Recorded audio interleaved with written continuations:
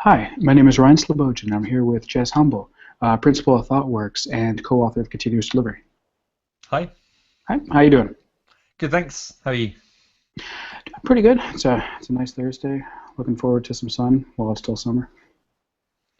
Uh, so, one of the first things I want to ask you about is there seems to be a critical skills shortage affecting DevOps teams around the world. What are your thoughts on that? Well, this is something that I've been thinking about a lot recently.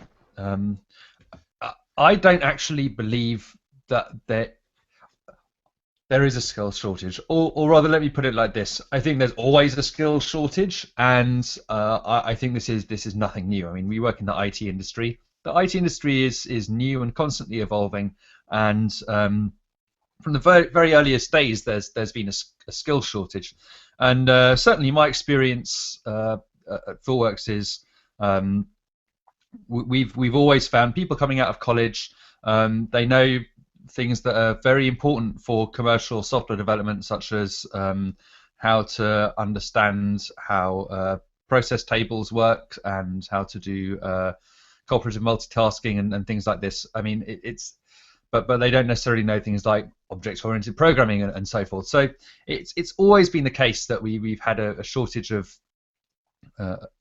of practical experience in the industry, and the industry is changing really, really fast. And so the current thing that we have a skills shortage in is DevOps. But I, I really think that it's not the job of colleges and universities to produce people who know all these skills. It's the job of companies to grow these skills by giving people the opportunity to learn and get better at what they do. And unfortunately, we've fallen into this trap where companies see people as, we want to hire the purple squirrel who's exactly right for this job and plop them in there and have them be very hyper productive from day one. And that's just ludicrous. I mean, it's never going to work. The industry needs to take responsibility to grow the people it needs and to make it part of the job to teach people and give people opportunities to learn as part of what they're doing.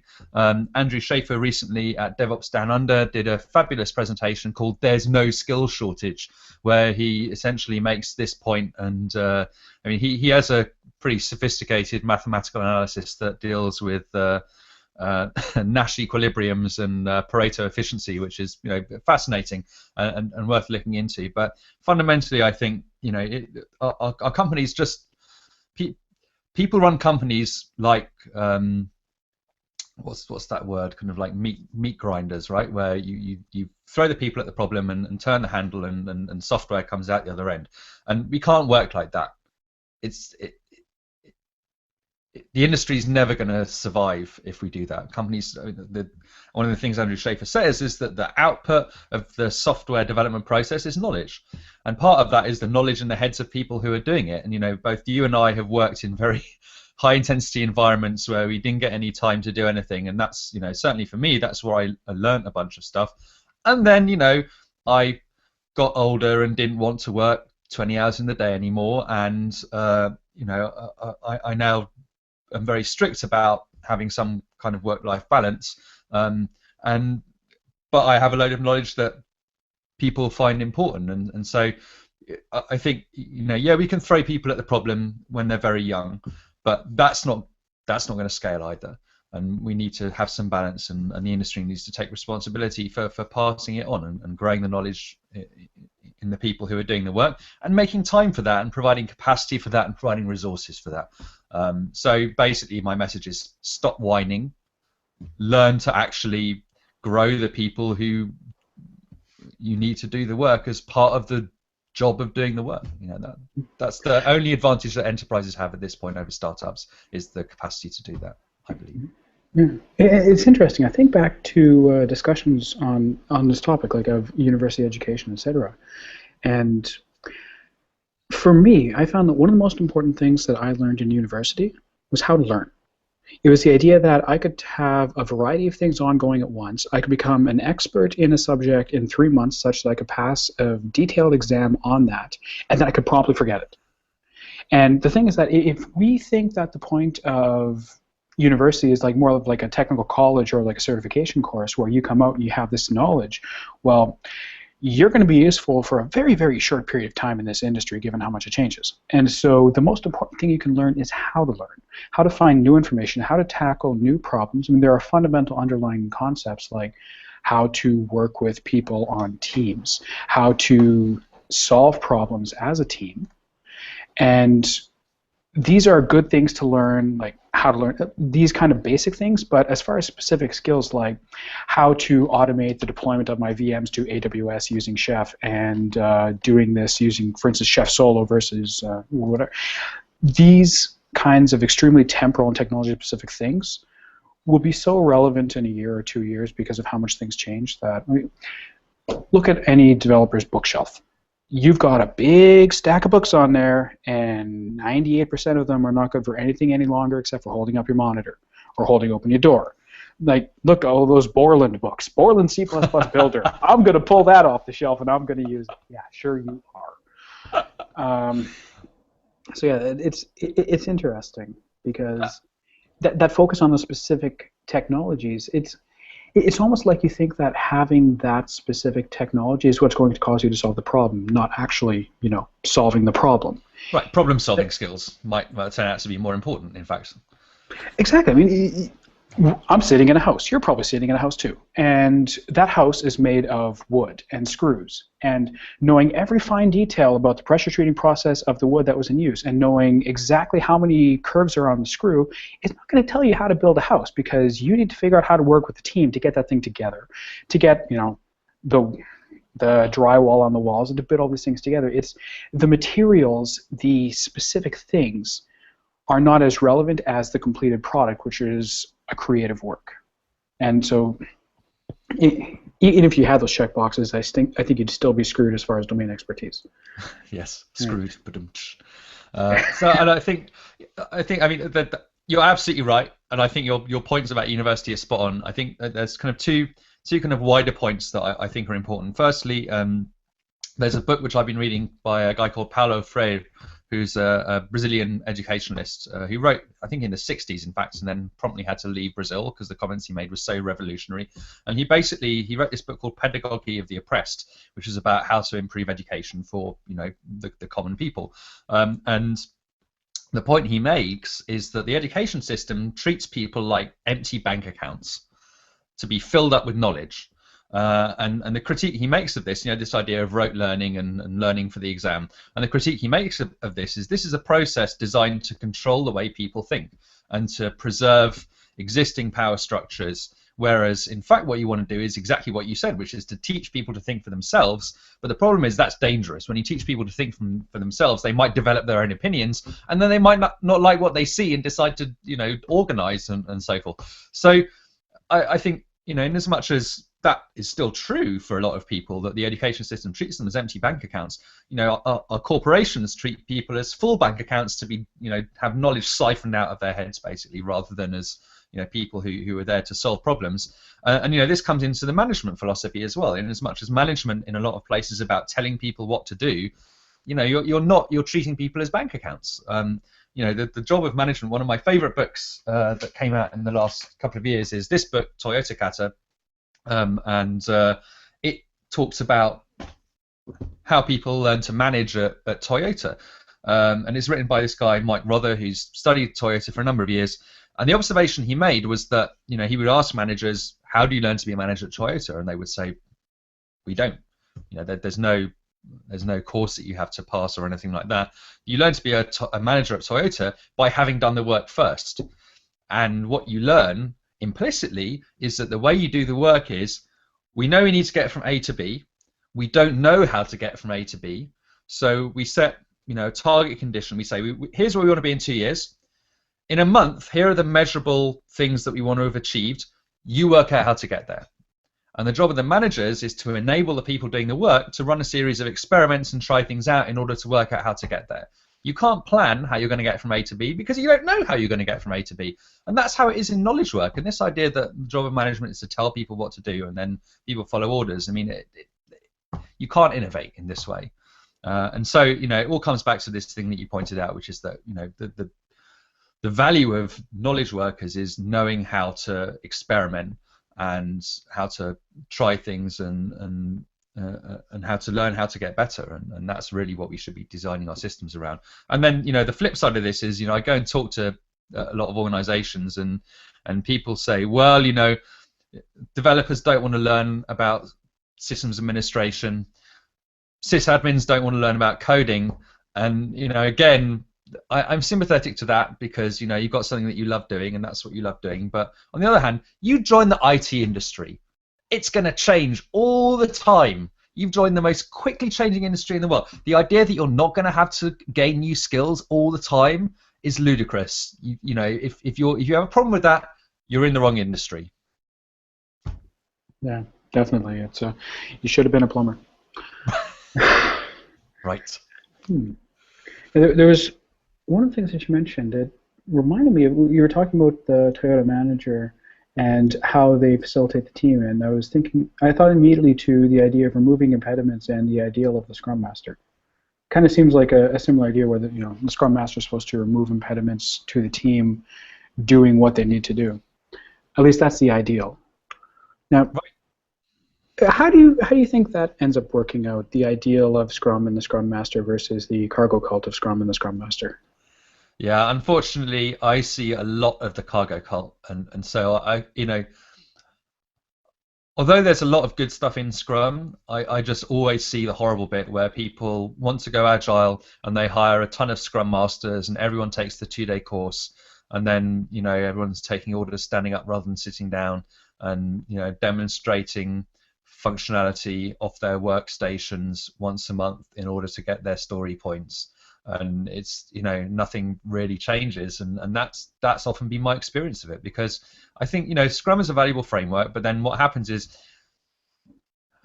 in order to make any of this agile and lean stuff work, it's about a cultural mindset, an organizational mindset, and some of the things that we just spoke about, the importance of the people doing the work actually deciding how they're going to do it, and unless you move away from this command and control mindset, it doesn't make any difference. There's another really entertaining book, oddly, by a guy called Bjarte Bogsnes, who was CFO of Statoil, which is the Norwegian state oil company. So you can imagine a CFO of a oil company in Norway not to be necessarily very humorous, but he's hilarious, and he's written this fabulous book called Implementing Beyond Budgeting, which is all about budgeting in a way that doesn't involve an annual budgeting cycle, and where you actually trust people and give them money to try new things. And he has this great line. He says, "You cannot change command and control through command and control." And that's the conundrum a lot of organizations find themselves in. They realize that you can't innovate in this way, but how do you change it? You can't say stop giving people orders and tell the people doing the work stop taking orders. I mean, there's a certain paradox there, obviously. And that's the problem with Scrum, right? You've got all these practices, but unless people change the organizational mindset, it's going to be cargo cult necessarily. It's interesting, because I know how many times I've seen that. Okay, well now we talk about what we're doing for 50 minutes every morning, so now we can go twice as fast. Really? Huh? Sorry? Sorry, what? I think perhaps maybe you missed step 2, 3, and everything else. Right, it's like the underpant gnomes, right? Step 1, take the certified Scrum Master course. Step 3, cut costs and do everything faster. Yeah. Step 2, ... Right. Huh. and I mean the problem is the step 3, right, where people are focused on how do we get more with less, and we're going to do it by cutting costs and by using the the magic Scrum fairy. And part of the problem is, people think about cutting costs in terms of, reducing spend on expensive things like people.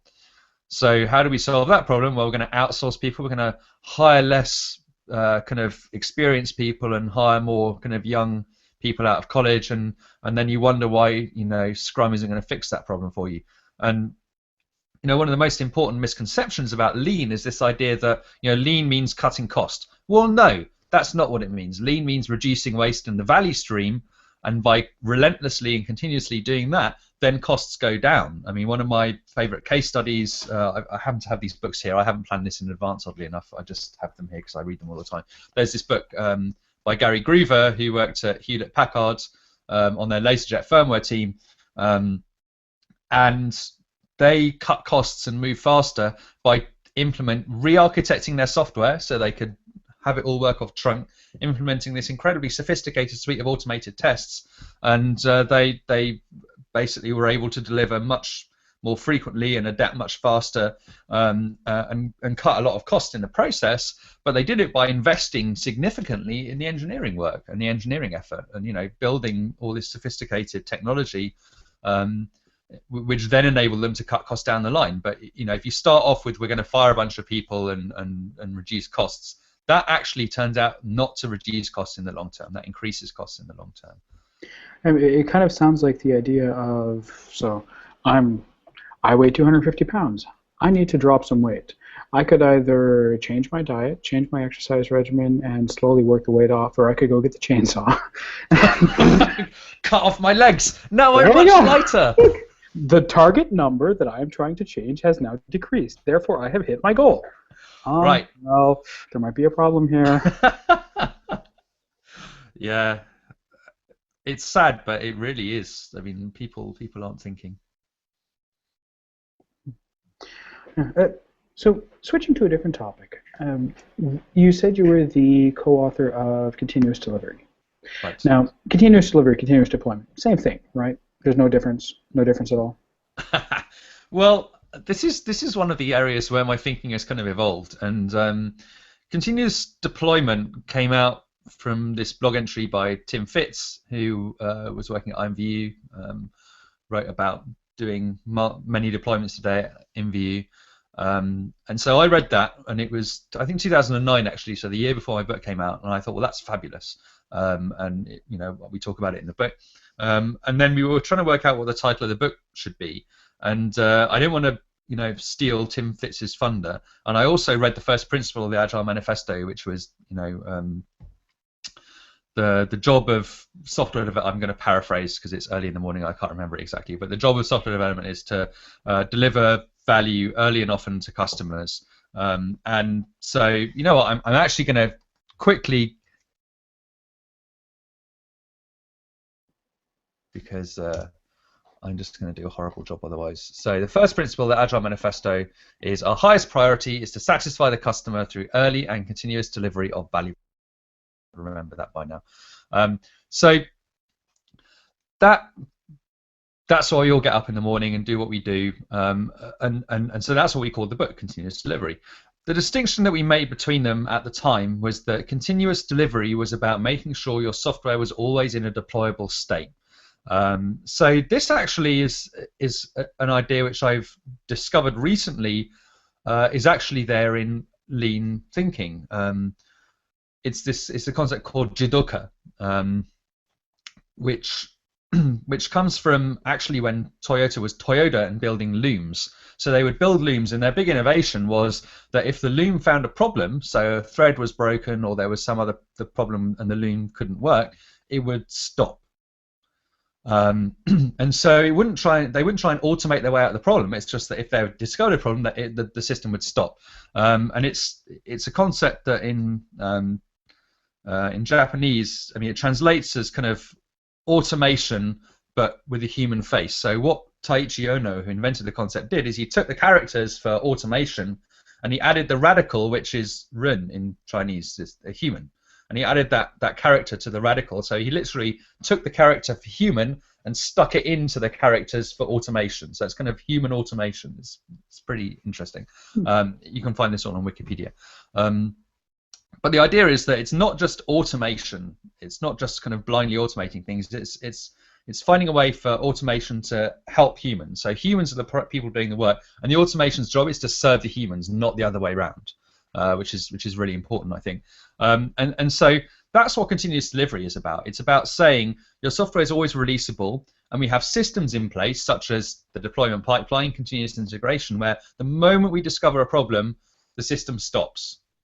And then you have to fix it, and you prioritize fixing it over trying to do anything else. So really, it's just that concept, that dates back, I guess, 80 years or maybe even 100 years. Continuous deployment is about always getting new changes into production. So you're always deploying any good build that you have into production. And I guess the evolution that I've made, I mean, continuous delivery, you don't always have to, but you can. So if you're doing Jidoka, if you have the capability to keep the system in a working state all the time, that's what enables you to then do continuous deployment. And I guess the realization that I've had is that those two concepts are complementary, and that actually forcing yourself to in fact deploy all the time is what enables you to what creates a pressure to enable you to practice Jidoka really well. And so that the two things are very complementary with each other and kind of inseparable in some ways, I think. But they're both emphasizing a different part of the system. It sounds a lot like the idea of pulling the rope to stop the chain. Like that idea that like on the Toyota supply chain, when you're building something, you pull the rope, you stop it, you address the problem. Same kind of idea. Kind of sounds like. Interesting. Yeah, so this is one of the implementations of Jidoka in manufacturing, is the idea of this chord, the andon chord, I think it's called, because you can't talk about lean without using the proper Japanese words, obviously, otherwise you don't come across as a massive pseudo. And so that I think exactly right. I mean, it's the implementation of that idea on the production line. Interesting. So, at what point do you think is the right point to implement continuous delivery? So, like, I've got this brand new project, I've got this great idea, I start coding away, or there's two people on the team. Like, when should that come in? When is kind of the right time? Yeah, that's a great question, because I think the temptation as engineers is to, you want to gold plate it. So you're like, right, I'm going to do a deployment pipeline, I'm going to do automated tests, and so I'm going to spend all this time building this stuff and not actually deliver any software. And of course, that can be quite unpopular. And I think it's easy to do big upfront design for the tools we build in the same way that it's possible to do too much upfront design for the software we build. And so I think that the first thing you've got to start with is doing a walking skeleton, basically, of your delivery tools. And so have some way, say you're building a Java app, have a box which has Tomcat running on it or Jetty or whatever, and you can press a button and deploy.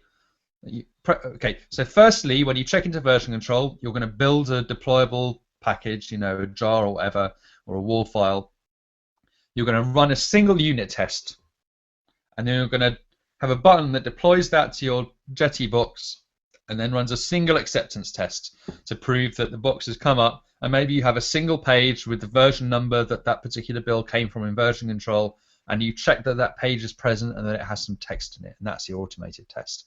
And just something really simple like that, and then keep on delivering functionality, and then build out that deployment pipeline as your software grows and you need it. And I think it's important to pay attention to the life cycle. So one of the nice things that the Lean Startup talks about is this idea of validation, that we have a business idea and we validate it, and we don't build the whole thing in order to validate the idea. So with new products, you want to validate that there's a demand for them, that you have a repeatable customer development process before you actually build the whole product. And it's the same with with features. Anytime you come up with an idea for a new feature, you want to test that feature is valuable to your customers before you actually go and build it out. So, you need to build out a sufficiently comprehensive deployment pipeline to validate your product idea. And then once you've validated it, then you can grow it out and become more complex. And the same thing with features. You don't want to immediately start out writing a very comprehensive automated test suite for the features. You want to validate that the feature is valuable, and then once you've shown that customers actually want it, then you can start building out the automated test framework around it. So, as the products and the features within them grow and evolve, you need to add more and more protection for those things. But you don't want to start out that way. You want to think about what's appropriate to that product or feature based on whether or not it's been validated and how valuable and important it is to users as well. A feature which is not very valuable, you don't want to put a ton of automated tests around it, whereas your core feature, the thing that is most important to your users, you probably want a lot of protection around that. And arguably we shouldn't be building features at all unless they're valuable. But even so, you want to always be thinking about what's appropriate, because automated test suites are painful and expensive to maintain, and they're a form of technical debt, I guess, in some sense. I mean, any code is a form of technical debt. Any software we write is a liability because we need to maintain it, and that exerts a cost over its life cycle. So, an interesting thing that you touched upon, which I think is actually very, very hard for most projects, most web apps, most software, period, to answer is, which features of my software are the most valuable? Usually there's a lot of navigation by lower and testing going on there, and how do you get an actual quantitative measure on what's valuable? So that you know, like, I mean, you can think, oh, I've got this great idea, I'm going to put together this big thing, and say, oh, it's really valuable because it's in the mind of the product manager as being the most important thing right now, so they direct the whole team towards it. But what concrete ways can you get that value? Like, what's the approach there? So that's another really interesting question. Josh Karievsky actually did a talk at KubeCon San Francisco a couple of years ago where he was talking about this exact thing, and he's like, if only I could assign a dollar amount to every line of code in my code base, so that I could delete the lines of code that weren't delivering any value to my customers. And I kind of think it's like performance testing in a sense, where you don't have absolute performance. It's not that absolute performance numbers that are necessarily important as the system evolves. It's what's the delta. And so that you can test because you can do a split testing for that. You can try adding a new feature and you can see what's the delta in some business metric like revenue per unit time or revenue per customer or whatever. And this is what companies like Amazon and Etsy and so forth are doing. They actually, the split test is not about how many people go through which path. It's about what's the ultimate impact on their behavior, or on their spending patterns, or on some other business level end-to-end metric. So that you can do, but actually working out an absolute number for every line of code, that's really hard. I think this is something that we talked about offline, is this idea that you have to look at production logs and see what people are really doing in real life in order to make effective acceptance tests and performance test suites. That if your performance test suite don't reflect what people are actually doing, then they're not actually testing the performance of your system reliably. Well, you can use that information to work out what people are really doing with your system. So the things that you're hitting a lot with performance tests are the things, if you're doing it right, that people actually care about, and those are the things that are delivering the most line of code, the most value to your customers. Those are the lines of code that are most important. The only problem is that there is kind of, humans are not rational agents, and part of it is the marketing effect. So, I own an SUV.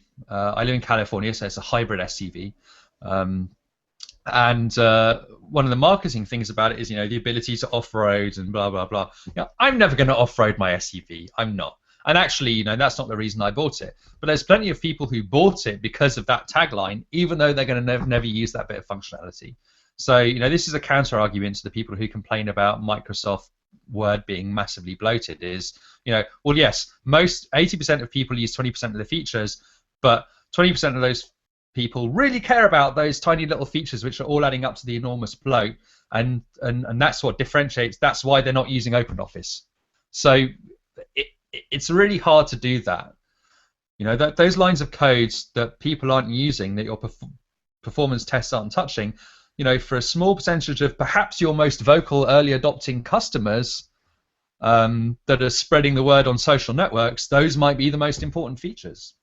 So that's why it's really hard to do that analysis. But the delta, what should we spend money on as we increase the system, that you can measure. And that is one of the really important reasons for going to market early, is that you can start with the basic core functionality and maybe do it to a beta test group, get your early adopters in there, and then everything you build out subsequently is based on A/B testing and making sure that the next delta is going to deliver value. But then when your system gets really big, actually working out how to start simplifying and cutting back that stuff and not turning it into bloatware. If I had an answer to that problem, I would be on my Hawaiian Islands, not not on a Google Hangout. You'd be buying it back from Larry Ellison. Right. Uh, yeah, it's definitely interesting. I actually saw some discussion about something like this on Twitter earlier this week. It was talking about how the most important thing you can do is listen to your users rather than talking to them. And the idea that, rather than telling them this is the feature you want, this is the feature you want, get that feedback and see what they use. And A/B tests seem like a great way to do that. You get quantitative metrics saying, this is what they actually do. They might tell you one thing, but they do another. There's a book by Steve Bell and Mike Orson called Lean IT, and there's a fabulous quote in it where they say, users don't know what they want. Users know what they don't want once you've built it for them. And I think, this is the problem we face. You say, would you like this? And they're like, sure, we'd love that. And you build it for them, and they're like, actually, no, I'm using it. That kind of sucks. And you don't want to tap into people's conscious minds, because their conscious minds are the fabrication they make up after the event. And so that's a useless guide to actually understanding what people need, because that's a much deeper level of consciousness. So that's why I really like the Lean Startup focus on experimentation. We're going to experiment on people and tap directly into their subconscious by measuring their behavior, because your conscious mind is actually very useless as a guide to what you actually care about, because your conscious mind is all post hoc. It's interesting. Kind of a lot of what we've been talking about, like with continuous delivery and getting feedback. It reminds me of the lean idea of flow. How you have this thing and ideas flow through. Now, there's a tangent for you. So, so there's a thing coming up called FlowCon, and what does this provide that the other 10,000 conferences that currently exist don't provide? Excellent question, and yeah, thanks for giving me the opportunity to talk about that. So FlowCon is a conference that Trifork and ThoughtWorks are going to be running on 1st of November in San Francisco. And the idea behind it is actually a number of different things. So firstly, all the conferences that we go to tend to be domain specific. So you go to engineering conferences or testing conferences. Sometimes there's conferences where there's a testing part of the conference and an engineering part. Then the UX people go to their conferences, and then the business people go to their conferences. And so part of the problem we have is these silos we create in our organizations. And this is what DevOps obviously is trying to fight. And so in as much as we're all trying to focus on actually the systemic problem, which is what we talk about in the first principle of the Agile Manifesto, our highest priority is to satisfy the customer through early and continuous delivery of valuable software. That's about getting people to collaborate and to understand each other's worlds. And the problem of skill acquisition is, as John Vincent very eloquently said recently, we actually have to not occupy space next to each other, but try and collaborate with each other and understand each other's worlds. I mean, he had this fabulous blog entry on DevOps recently, which he wrote in a drunken rage on an airplane, where he swears very liberally, but it's fabulous, and I put it in my presentations because it's just brilliant. So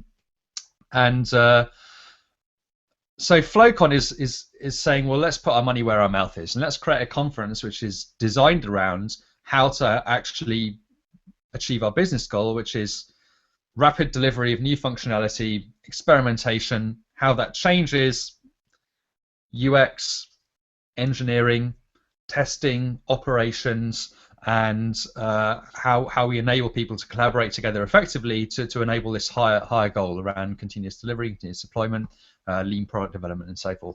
So it's a small conference. It's the first year of running it. It's kind of an experiment, but I think the program's just gone online, flowcon.org. Not all the sessions are up, but almost all of them are up. And we've got, Roy Rappaport, who runs the monitoring team at Netflix, talking about cloud operations at Netflix. We've got Jeff Gothelf, who wrote the Lean UX book, talking about product validation activities to support continuous delivery. We've got Katrina Owen talking about refactoring. Gary Groover, who wrote this book I was talking about, is talking about what he did. He's now VP of ops and release and testing at Macy's.com. So he's going to talk about his experiences.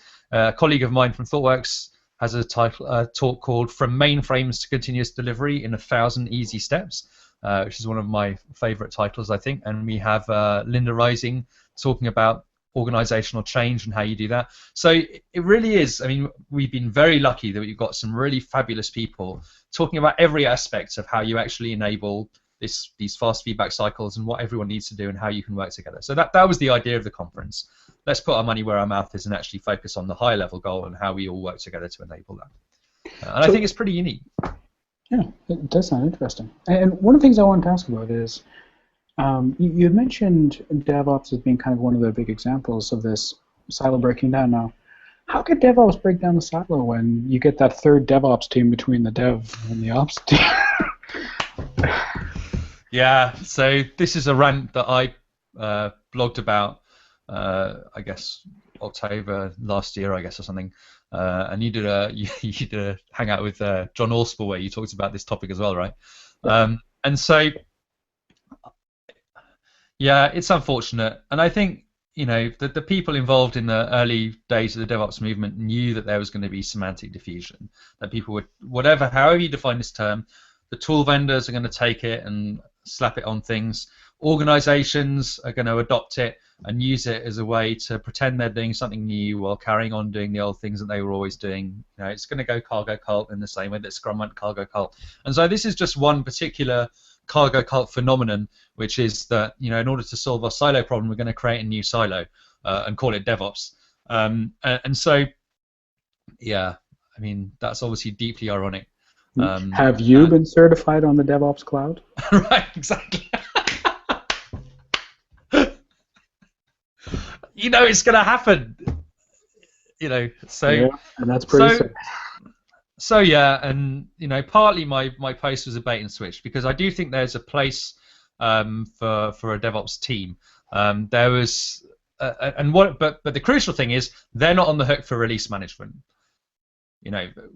Rebranding your release management team, who gets, the developers hate the release team because the release team can never get the stuff released, and the operations people hate them because they're releasing too often, and so they get it from both sides, and we're not going to rebrand that as DevOps and pretend we're doing DevOps. That's not the case.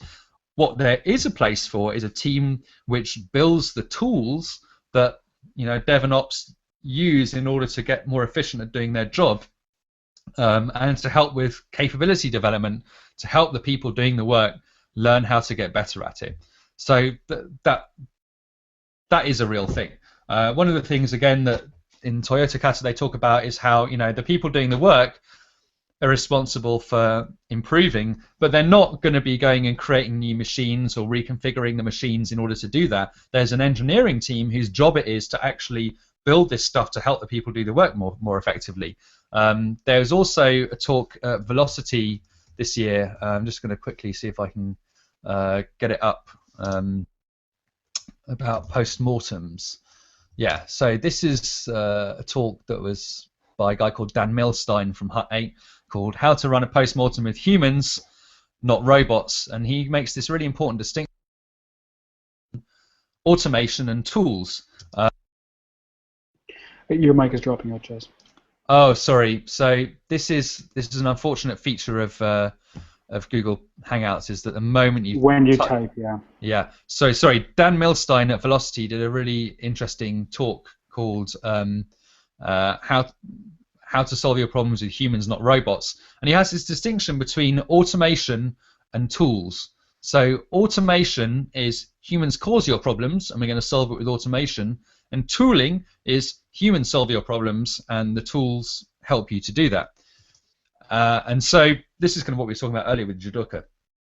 And so the job of the tools team is to build a product, and you're doing product development the same way that you're doing product development when you build software.